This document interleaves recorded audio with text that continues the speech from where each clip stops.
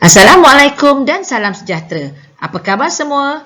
Cikgu harap semua murid-murid berada dalam keadaan sihat. Anda semua akan bersama saya, Cikgu Nazlin, dalam program E-Belajar Sains Tingkatan 4. Cikgu akan menerangkan bab 5 iaitu genetik dengan standard kandungan 5.1 iaitu pembahagian sel. Di akhir video ini, anda semua akan dapat menerangkan gen, asid deoksiribonukleik dan kromosom dalam nukleus, membanding dan membezakan mitosis dan meiosis serta mewajarkan kepentingan mitosis dan meiosis.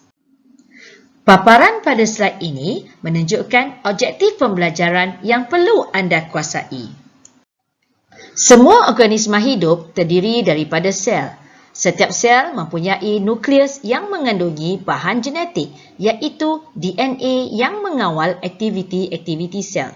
Bahan genetik dipindahkan kepada sel anak apabila sel induk membahagi. Cikgu pasti murid-murid semua ingin tahu apakah itu gen, DNA dan kromosom. Gen merupakan unit asas pewarisan yang mengawal ciri-ciri yang diwarisi dalam organisma. Sebagai contoh, kebolehan menggulung lidah pada manusia, bentuk biji kacang pi dan warna bulu pada kucing. Gen ini tersusun sebagai segmen pada DNA di sepanjang kromosom. Terdapat beribu-ribu gen di dalam satu molekul DNA. DNA pula merupakan singkatan bagi asid deoksiribonukleik. Ia terdiri daripada unit asas yang dikenali sebagai nukleotida. Setiap nukleotida terdiri daripada 3 komponen iaitu gula deoksiribosa, base bernitrogen dan kumpulan fosfat. DNA mempunyai struktur helix ganda 2 iaitu 2 rantai polinukleotida yang berpintal antiselari antara satu sama lain. Apakah itu kromosom? Kromosom ialah struktur berbenang halus, panjang dan berlingkar. Ia dibina daripada molekul panjang DNA yang terdiri daripada asid nukleik yang diselaputi protein. Setiap kromosom mempunyai beberapa jenis gen iaitu lebih kurang 200 hingga 300 gen bagi setiap kromosom. Kromosom terdiri daripada 2 kromatid yang diikat pada sentromere dikenali sebagai kromatid berkembar. Setiap spesies mempunyai bilangan kromosom yang tetap. Sebagai contoh, sel soma manusia mempunyai 46 kromosom, manakala sel gamet mempunyai separuh bilangan daripada kromosom dalam sel soma, iaitu 23 kromosom. Adakah murid-murid tahu apakah itu sel soma? Sel soma ialah semua sel di dalam badan kecuali sel gamet. Setiap kromosom akan wujud secara berpasangan, iaitu mengikut bentuk dan saiz yang serupa. Pasangan kromosom ini dikenali sebagai kromosom homolog. Susunan kromosom homolog dipanggil kariotip. Raja menunjukkan contoh kariotip manusia bagi seorang individu lelaki. Di dalam sel manusia, terdapat 2 jenis kromosom, iaitu autosom dan kromosom seks. Autosom boleh didapati di dalam sel soma, manakala kromosom seks hanya terdapat di dalam sel gamet, iaitu di dalam sperma dan ovum. Autosom membawa gen yang mengawal sifat seperti warna mata, kebolehan menggulung lidah dan jenis rambut. Kromosom seks pula membawa gen yang menentukan jantina sama ada lelaki atau perempuan. Terdapat 2 jenis kromosom seks iaitu kromosom seks X dan kromosom seks Y. Bagaimanakah gen dapat diwarisi? Gen dapat diwarisi melalui pembahagian sel. Terdapat 2 jenis pembahagian sel iaitu mitosis dan meiosis. Pembahagian sel secara mitosis akan menghasilkan 2 sel anak yang mempunyai bilangan kromosom dan kandungan bahan genetik sama dengan sel induk.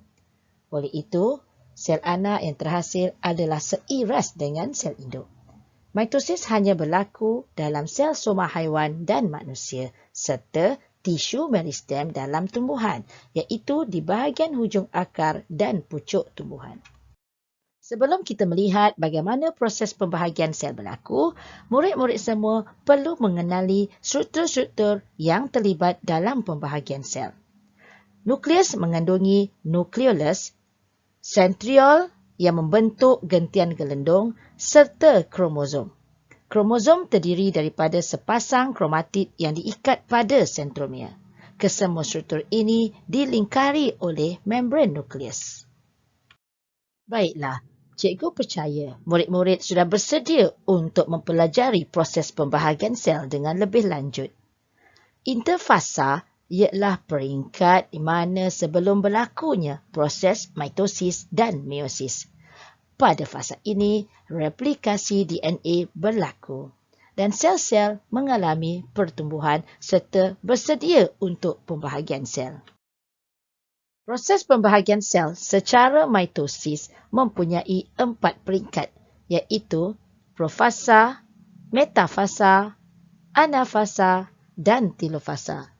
Dalam profasa, kromosom memendek dan menebal. Kromosom terdiri daripada 2 kromatid yang bercantum di sentromere. Dalam fasa ini, gentian gelendung mula terbentuk, manakala membran nukleus dan nukleolus akan terurai. Semasa metafasa, kromosom tersusun di satah khatulistiwa. Gentian gelendung melekat pada sentromere. Dalam peringkat anafasa pula, kromatid kembar berpisah.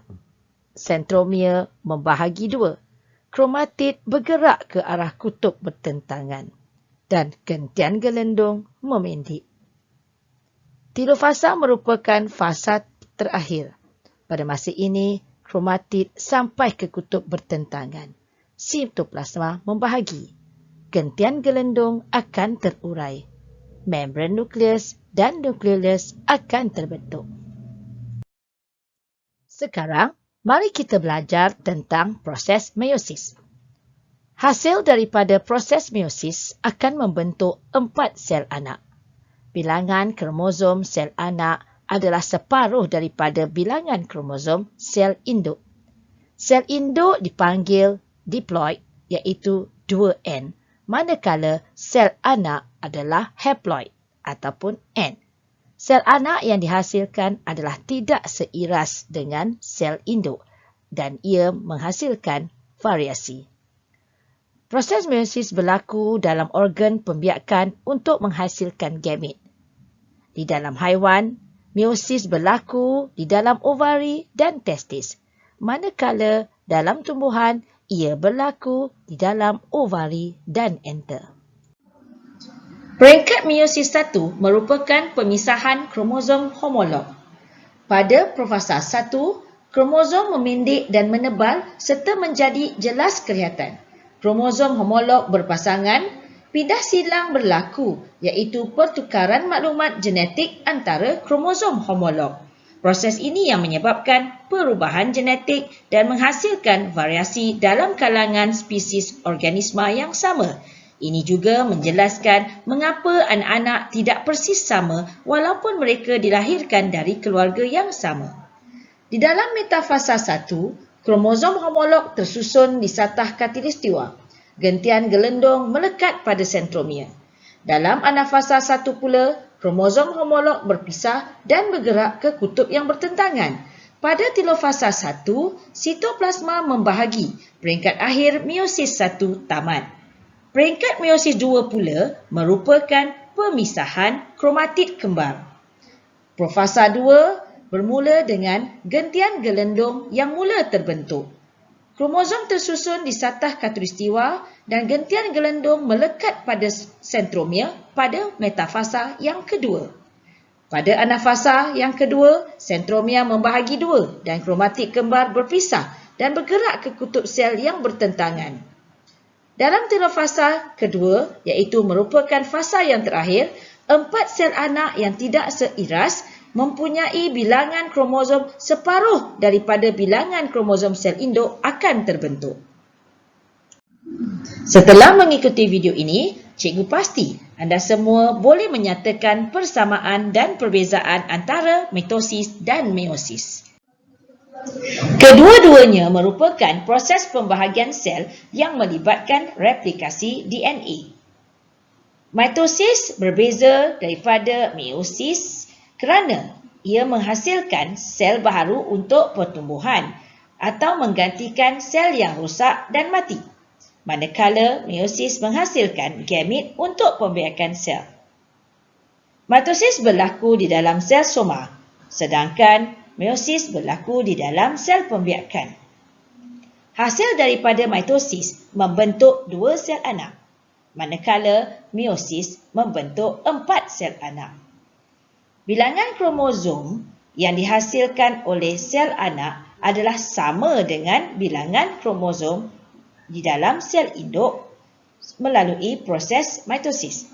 Manakala bilangan kromosom sel anak di dalam sel meiosis adalah separuh daripada bilangan kromosom sel induk. Melalui proses mitosis, sel anak yang dihasilkan adalah seiras yang tidak mempunyai variasi. Manakala sel anak yang dihasilkan melalui meiosis menghasilkan variasi. Cuba anda bincangkan kepentingan mitosis dan meiosis. Kepentingan mitosis ialah ia menggantikan sel-sel rosak, terlibat dalam proses pembesaran dan menghasilkan anak dalam pembiakan aseks. Manakala meiosis pula penting untuk menghasilkan gamit yang boleh menyebabkan variasi. Apakah yang akan berlaku sekiranya mitosis berlaku secara tidak terkawal? Bincangkan bersama rakan-rakan dan guru anda. Cikgu harap murid-murid jelas tentang pembahagian sel secara mitosis dan meiosis. Terima kasih kerana mengikuti kelas cikgu. Assalamualaikum warahmatullahi wabarakatuh.